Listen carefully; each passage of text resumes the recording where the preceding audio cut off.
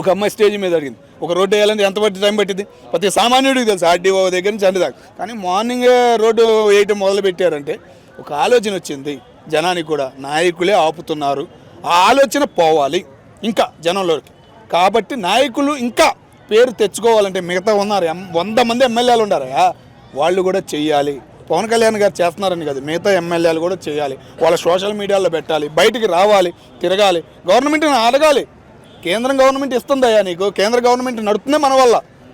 అయినా కూడా 2 పదవులు వచ్చినాయి, ఇంకా కామ్గా ఉన్నాం. కానీ ఇంకా అడగాలి. మీ ఒత్తిడి లేదు, మీ ఒత్తిడి ఉంటే పవన్ కళ్యాణ్ గారు స్పందిస్తారు, చంద్రబాబు నాయుడు గారు స్పందిస్తారు. ఎమ్మెల్యేలు అందరూ కామ్గా ఉన్నట్టున్నారు, వీళ్ళందరూ స్పందించట్లేదు అనే ఫీలింగ్ కలుగుతుంది. ఎందుకంటే ఇట్లాంటి మంచి జరుగుతుంటాయి స్పాట్లో.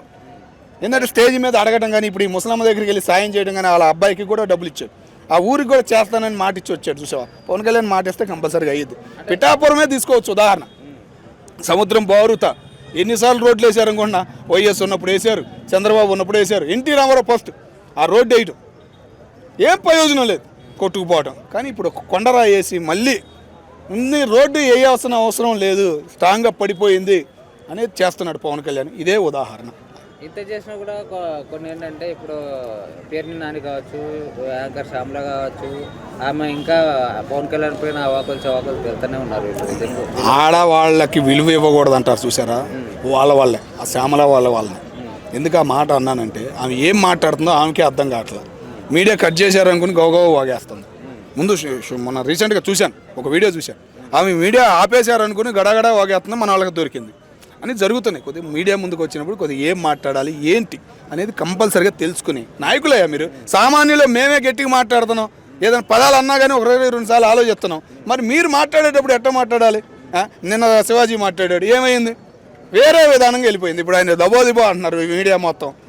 కాబట్టి మీడియా వాళ్ళకి ఏది దొరికింది దాన్ని చూస్తారు. కాబట్టి మాట్లాడే ముందు ఏదైనా, నువ్వు అధికారం ఉన్నా, ప్రతిపక్షం ఉన్నా, నువ్వు ఎమ్మెల్యేగా ఓడిపోయినా, నీకు హోదా ఇచ్చాడు మాట్లాడదాని పేరు నేను నాని గారికి, అవకాశం ఉపయోగించుకున్నట్టు మాట్లాడాలి. నువ్వు ఏదేదో మాట్లాడితే నా బాలకృష్ణ గురించి మాట్లాడాడు, వేరే విధానాలుగా మాట్లాడాడు. నువ్వు మాట్లాడాల్సిన విధానం లేదయ్యా నీ దగ్గర.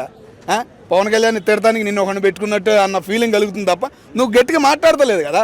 పవన్ కళ్యాణ్ హామీలు ఏమని అడుగు, పిఠాపురానికి ఎందుకు రాలేదని అడుగు, నువ్వెన్నో అడగచ్చు. ఏం అడగడు, ఏది దొరికిద్దా ఏదో నెత్తి అని మాట్లాడతారు చూసావా. అట్లా మాట్లాడటం వల్ల ఎటువంటి ప్రయోజనం లేదు.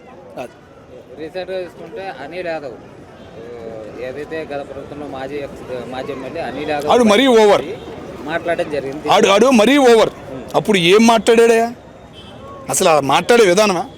40 సంవత్సరాల రాజకీయ చరిత్రయా పవన్ కళ్యాణ్ గారికి, సినిమా చరిత్ర ఉంది. అట్లాంటి వాళ్ళ గురించి నువ్వు మాట్లాడతా? నీకు ఫ్యూచర్లో ఎప్పటికైనా దెబ్బ ఉండిద్దని ఆలోచన లేదా నీకు? జగన్మోహన్ రెడ్డి గారు ఇప్పుడు ఏమైనా సాయం చేశారా నీకు? నీ అండగా ఏమైనా నిలబడ్డారా? నీకున్న పార్టీ సీటు ఏదో ఉంది కదా, ఏదో కార్డు ఇచ్చారు కదా, అది కూడా గుంజేసుకున్నారు. పోరబాబు నీకు నాకు సంబంధం లేదా అన్నాడు, సరిపోలా. కాబట్టి మాట్లాడే ముందు ఎవరి గురించి అయినా కానీ ఫ్యామిలీ జోలికి వెళ్ళకూడదు.